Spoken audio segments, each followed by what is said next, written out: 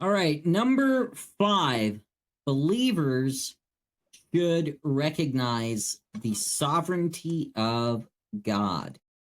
The positive confession emphasis has a tendency to include statements which make it appear that man is sovereign and God is the servant.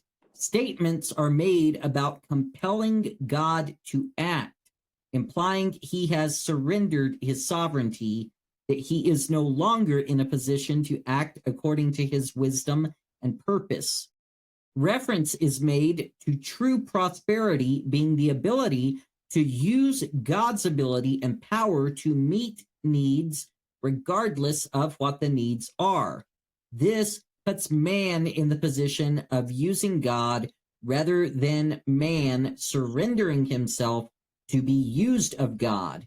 In this view, there is very little consideration given to commune with God in order to discover his will.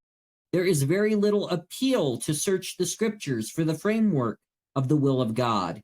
There is very little emphasis on the kind of discussion with fellow believers which results in 2 or 3 agreeing what the will of God might be.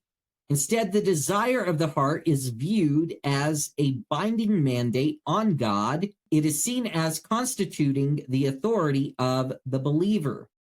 It is true that Jesus said, "Whatsoever ye shall ask in my name, that will I do, that the Father may be glorified in the Son." But Scripture also teaches that the asking must be in harmony with the will of God. This is the confidence that we have in him, that if we ask anything according to his will, he heareth us. And if we know that he hear us, whatsoever we ask, we know that we have the petitions that we desired of him. Be still and know that I am God is still an important injunction today. God is God. He will not surrender his glory or sovereignty to anyone. No one will compel God to action. The authority of the believer exists only in the will of God, and it is the believer's responsibility to discover and conform to the will of the sovereign God, even in the things he desires. Paul's words are still applicable. Wherefore, be ye not unwise, but understanding what the will of the Lord is.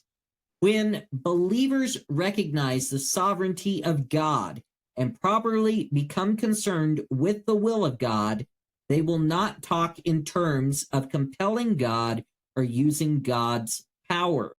They will speak of becoming obedient servants. They will desire to become yielded instruments in the hands of God.